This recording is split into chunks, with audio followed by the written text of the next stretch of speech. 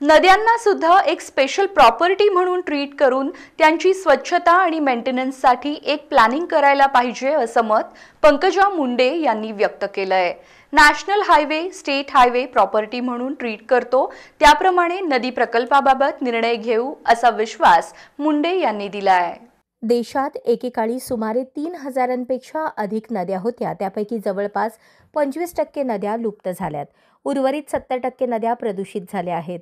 दरवर्षी नद्यांच्या प्रदूषणामध्ये भर पडत आहे। दिवसागणिक नवनवीन प्रदूषके नद्यांमध्ये मिसळत आहेत। प्रदूषणाचे आकलन, नियंत्रण आणि संनियंत्रणासाठी प्रदूषण नियंत्रण मंडळ कार्यरत आहेत।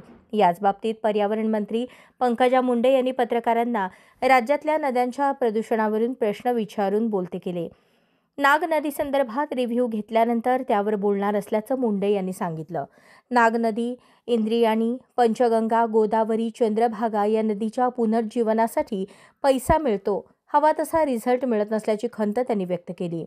नॅशनल हायवे आणि स्टेट हायवे रस्त्यांप्रमाणे नद्यांना सुद्धा एक स्पेशल प्रॉपर्टी म्हणून ट्रीट करून त्यांची स्वच्छता आणि मेंटेनन्ससाठी एक प्लॅनिंग करायला पाहिजे।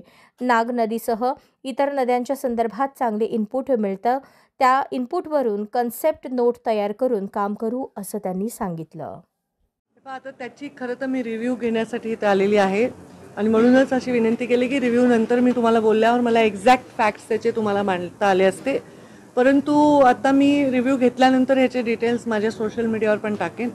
आता आम्ही सगळ्या नद्या जशी नाग नदी आहे, तशी इंद्रायणी आहे, मुळा मुठा आहे, पंचगंगा आहे, गोदावरी आहे, चंद्रभागा आहे, या सगळ्या विषयांवर आता एक प्लॅन करतोय, एक थॉरो प्लॅन करतोय। खरंच आहे, नदीचे पुनर्जीवनासाठी प्रचंड पैसा मिळतो, वेगवेगळ्या CSR ॲक्टिव्हिटीज चालतात, पण आपल्याला हवा तसा रिझल्ट त्याच्यामध्ये मिळत नाही।